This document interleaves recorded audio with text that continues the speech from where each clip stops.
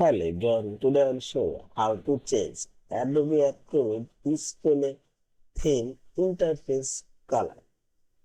So Adobe Acrobat you software. Now say this light blue color to other colors.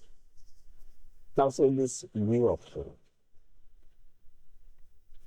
and select the display theme and then it says dark blue. As it's theme color now says. Then go this blue color we can adjust and go back time color like blue.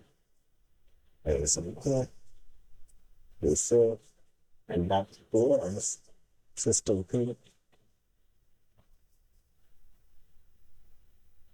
Yeah, this is in this open sense and we have to interface theme color. Yeah, thank you for watching. Subscribe, like, share, comment.